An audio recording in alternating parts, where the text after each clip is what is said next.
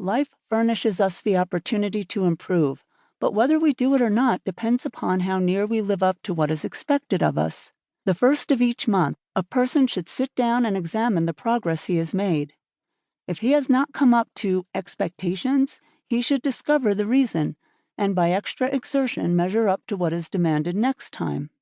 Every time that we fall behind what we plan to do, we lose just so much, for that time is gone forever. We may find a reason for doing it, but most excuses are poor substitutes for action. Most things are possible. Ours may be a hard task, but the harder the task, the greater the reward. It is the difficult things that really develop us.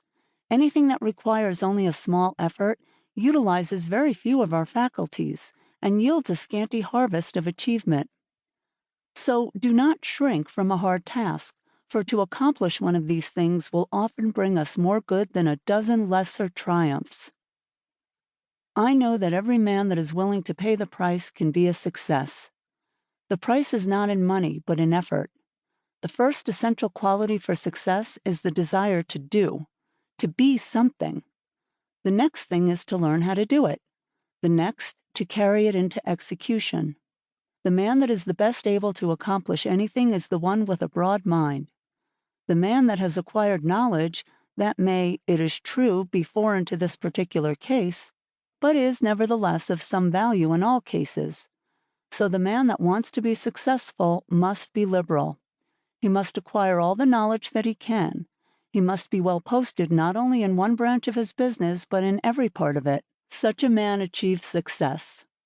The secret of success is to try always to improve yourself no matter where you are or what your position. Learn all you can. Don't see how little you can do, but how much you can do. Such a man will always be in demand, for he establishes the reputation of being a hustler.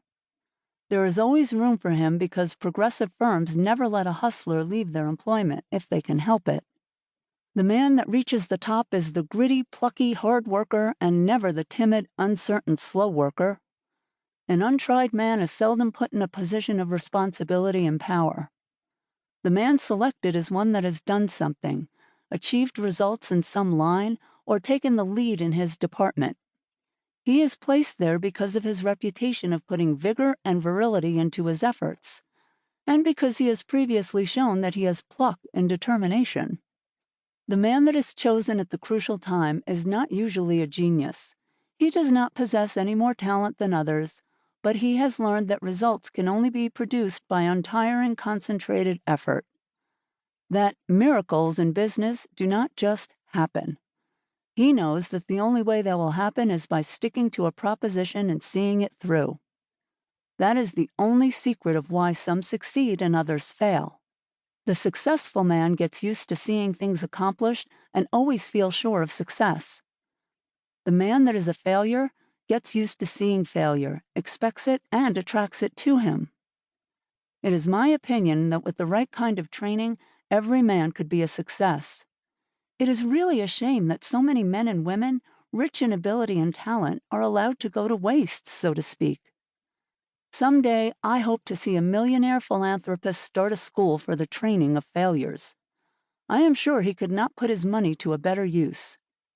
In a year's time, the science of practical psychology could do wonders for him.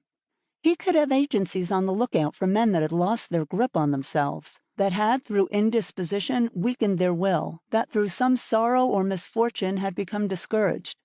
At first, all they need is a little help to get them back on their feet, but usually they get a knock downwards instead. The result is that their latent powers never develop, and both they and the world are the losers. I trust that in the near future, someone will heed the opportunity of using some of his millions in arousing men that have begun to falter. All they need to be shown is that there is within them an omnipotent source that is ready to aid them, providing they will make use of it. Their minds only have to be turned from despair to hope to make them regain their hold. When a man loses his grip today, he must win his redemption by his own will. He will get little encouragement or advice of an inspiring nature. He must usually regain the right road alone. He must stop dissipating his energies and turn his attention to building a useful career. Today we must conquer